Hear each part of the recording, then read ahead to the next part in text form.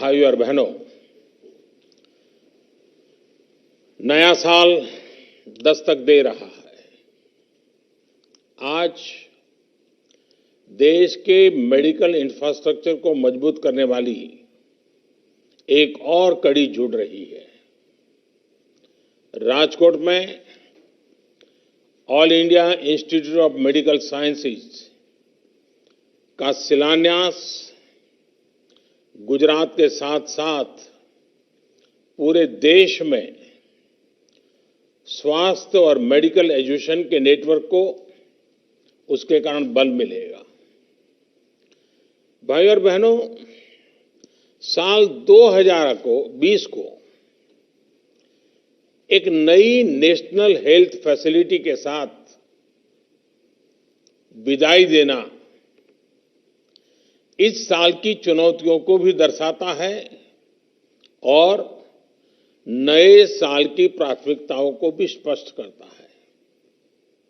ये साल पूरी दुनिया के लिए स्वास्थ्य के रूप में अभूतपूर्व चुनौतियों का साल रहा है।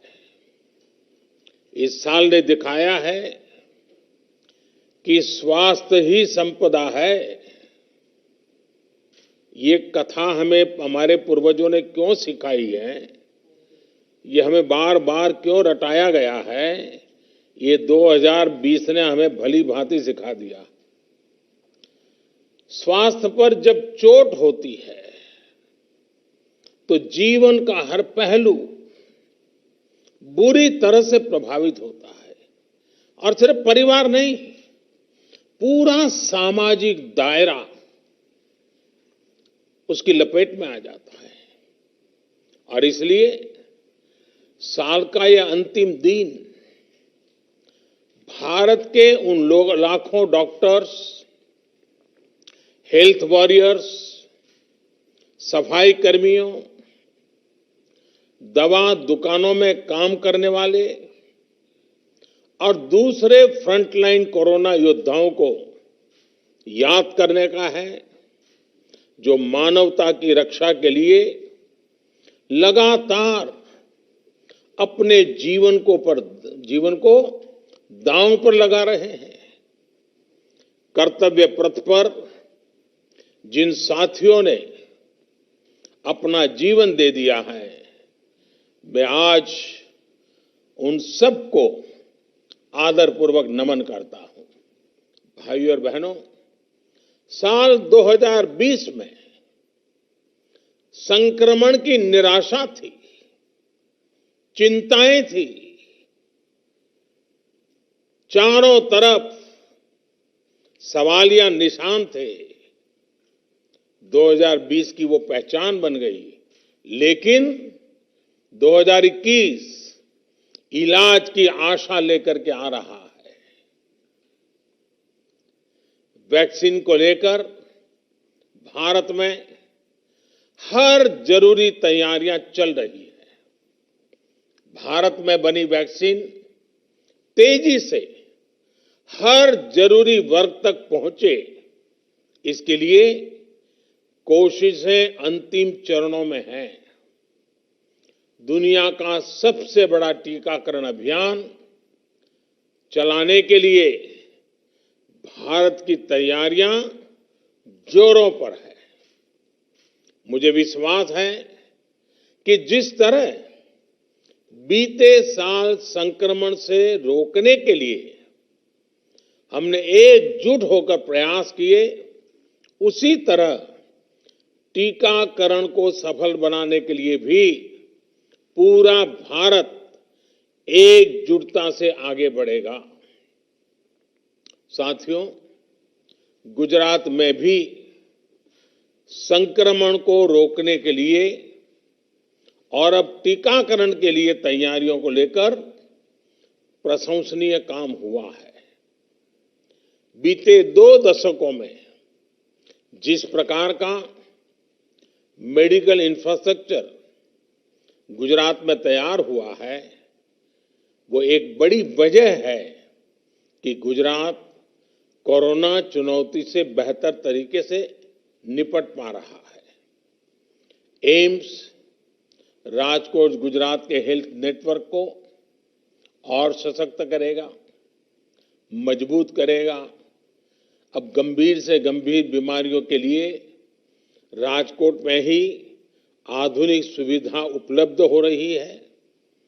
इलाज और शिक्षा के अलावा इससे रोजगार के भी अनेक अवसर तैयार होंगे। नए अस्पताल में काम करने वाले लगभग 5,000 सीधे रोजगार उपलब्ध होंगे। इसके साथ साथ रहन सहन, खाने पीने, ट्रांसपोर्ट, दूसरी मेडिकल सुविधाओं से जुड़े अनेक अप्रत्यक्ष रोजगार भी यहां बनेंगे। और हमने देखा है कि जहां बड़ा अस्पताल होता है तो उसके बाहर एक छोटा शहर ही बस जाता है। भाइयों और बहनों, मेडिकल सेक्टर में गुजरात की इस सफलता के पीछे 2 दशकों का अनवरत प्रयास है, समर्पण और संकल्प है। बीते 6 सालों में पूरे देश में जिस इलाज और मेडिकल एजुकेशन को लेकर जिस स्केल पर काम हुआ है, उसका निश्चित लाभ गुजरात को भी मिल रहा है।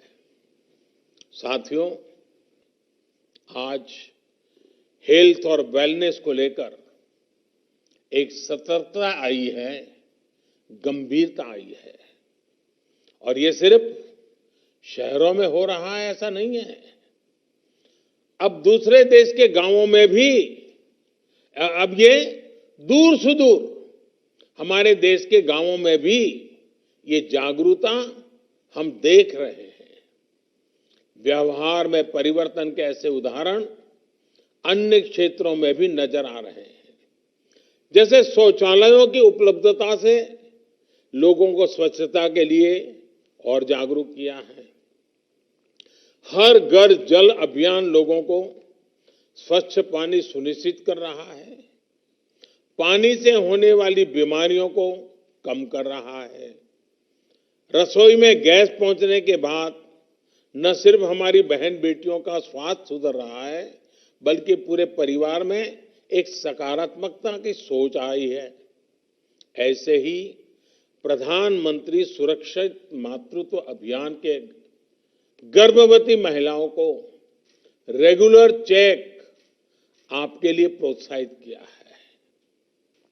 साथियों, सिर्फ आउटकम पर परिणाम पर ही फोकस करना काफी नहीं होता है। इम्पैक्ट महत्वपूर्ण है, लेकिन इम्प्लीमेंटेशन भी उतना ही महत्वपूर्ण है।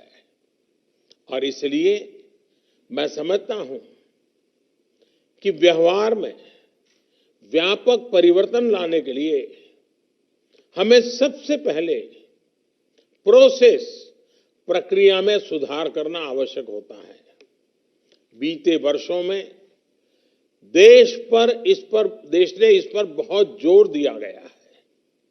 इसका नतीजा यह है, हम देख रहे हैं कि देश के हेल्थ सेक्टर में जहां जमीनी स्तर पर बदलाव आ रहा है और लोगों को जो सबसे बड़ी चीज मिली है वो है एक्सेस, स्वास्थ्य सुविधाओं तक उनकी पहुंच। और मैं स्वास्थ्य और शिक्षा के एक्सपर्ट से आज ये भी आग्रह करूंगा कि वो सरकार की इन योजनाओं का बेटियों की एजुकेशन पर जो प्रभाव पड़ा है उसका जरूर अध्ययन करें। ये योजनाएं, ये जागरूकता एक बड़ी वजह है जो स्कूलों में बेटियों के ड्रॉप आउट रेट में कमी ला रही है। साथियों, देश में मेडिकल एजुकेशन को बढ़ावा देने के लिए भी मिशन मोड पर काम चल रहा है। मेडिकल एजुकेशन की मैनेजमेंट में जुड़ी समस्याओं में रिफॉर्म्स किए, पारंपरिक भारतीय चिकित्सा से जुड़ी शिक्षा में भी जरूरी रिफॉर्म्स किए। नेशनल मेडिकल कमीशन बनने के बाद हेल्थ एजुकेशन में क्वालिटी भी बेहतर होगी और क्वांटिटी को लेकर भी प्रगति होगी। ग्रेजुएट्स के लिए नेशनल एग्जिट टेस्ट, उसके साथ साथ 2 साल का पोस्ट एमबीबीएस डिप्लोमा हो, या फिर पोस्ट ग्रेजुएट डॉक्टर के लिए डिस्ट्रिक्ट रेसिडेंसी स्कीम हो, ऐसे नए कदमों से जरूरत और गुणवत्ता दोनों स्तर पर काम किया जा रहा है। साथियों, लक्ष्य ये है कि हर राज्य तक एम्स पहुंचे और हर 3 लोकसभा क्षेत्र के बीच में एक मेडिकल कॉलेज जरूर हो। इन्हीं प्रयासों का परिणाम है कि बीते 6 साल में एमबीबीएस के 31,000 नई सीटें और पोस्ट ग्रेजुएट में 24,000 नई सीटें बढ़ाई गई है। साथियों, हेल्थ सेक्टर में भारत जमीनी स्तर पर बड़े परिवर्तन की ओर बढ़ रहा है। अगर 2020 हेल्थ चैलेंजेस का साल था, तो 2021 हेल्थ सॉल्यूशंस का साल होने वाला है। 2021 में विश्व स्वास्थ्य को लेकर से और ज्यादा जागरूक होकर समाधानों की तरफ बढ़ेगा। भारत ने भी जिस तरह 2020 में हेल्थ चैलेंजेस में से निपटने में अपना योगदान दिया है, वो दुनिया ने देखा है। मैंने शुरू में इनका जिक्र भी किया है। साथियों, भारत के ये योगदान 2021 में हेल्थ सॉल्यूशंस के लिए, सॉल्यूशंस के स्केलिंग के लिए महत्वपूर्ण होने वाला है। भारत फ्यूचर ऑफ हेल्थ और हेल्थ ऑफ फ्यूचर दोनों में ही सबसे महत्वपूर्ण रोल निभाने जा रहा है। जहां दुनिया को कॉम्पिटेंट मेडिकल प्रोफेशनल्स भी मिलेंगे, उनका सेवा भाव भी मिलेगा। यहां दुनिया को मास इम्यूनाइजेशन का एक्सपीरियंस भी मिलेगा और एक्सपर्टाइज भी मिलेगी। यहां दुनिया को हेल्थ सॉल्यूशंस और टेक्नोलॉजी को इंटीग्रेट करने वाले स्टार्टअप्स और स्टार्टअप इकोसिस्टम भी मिलेगा। ये स्टार्टअप्स हेल्थ केयर को एक्सेसिबल भी बना रहे हैं और हेल्थ आउटकम्स को इंप्रूव भी कर रहे हैं। साथियों, आज हम सब ये देख रहे हैं कि बीमारियां अब कैसे ग्लोबलाइज हो रही है। इसलिए ये समय की और ये समय है कि हेल्थ सॉल्यूशंस भी ग्लोबलाइज हो। दुनिया एक साथ आकर प्रयास करे, रिस्पॉन्ड करे। आज अलग थलग प्रयास, साइलोज में काम करना, ये रास्ता काम आने वाला नहीं है। रास्ता है सबको साथ लेकर चलना, सबके लिए सोचना। और भारत आज एक ऐसा ग्लोबल प्लेयर है जिसने ये करके दिखाया है। भारत ने डिमांड के मुताबिक एडप्ट, इवॉल्व एंड एक्सपांड करने की अपनी क्षमता को साबित किया है। हम दुनिया के साथ आगे बढ़े, कलेक्टिव एफर्ट्स में वैल्यू एडिशन किया और हर चीज से ऊपर उठकर हमने सिर्फ और सिर्फ मानवता को केंद्र में रखा, मानवता की सेवा की। आज भारत के पास क्षमता भी है और सेवा की भावना भी है। इसलिए भारत ग्लोबल हेल्थ का नर्व सेंटर बनकर उभरा है। 2021 में हमें भारत की इस भूमिका को और मजबूत करना है। साथियों, हमारे यहां कहते हैं, सर्वम अन्य परित्यज्य शरीरम पालयेदतः, यानी सबसे बड़ी प्राथमिकता शरीर के स्वास्थ्य की रक्षा ही है। सब कुछ छोड़कर पहले स्वास्थ्य की ही चिंता करनी चाहिए। नए साल में हमें इस मंत्र को अपने जीवन में प्राथमिकता के साथ उतारना है। हम स्वस्थ रहेंगे तो देश स्वस्थ रहेगा। और हम ये भी जाने जो फिट इंडिया मूवमेंट चल रहा है वो सिर्फ नौजवानों के लिए ऐसा नहीं है। हर उम्र के लोग ये फिट इंडिया मूवमेंट से जुड़ने चाहिए और ये मौसम भी फिट इंडिया के अपने मूवमेंट को गति देने के लिए बहुत अच्छा है। कोई परिवार ऐसा ना हो, चाहे योग की बात हो, चाहे फिट इंडिया की बात हो, हमें अपने आप को स्वस्थ रखना ही होगा। बीमार होने के बाद जो परेशानियां होती हैं, स्वस्थ रखने के लिए उतने प्रयत्न नहीं करने पड़ते हैं और इसलिए फिट इंडिया, इस बात को हम हमेशा याद रखें, अपने आप को फिट रखें, अपने देश को फिट रखें, ये भी हम लोगों का कर्तव्य है।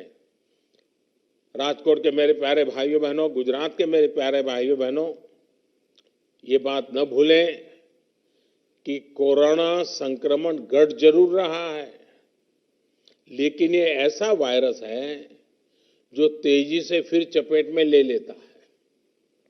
इसलिए 2 गज की दूरी, मास्क और सैनिटेशन के मामले में ढील बिल्कुल नहीं देनी है।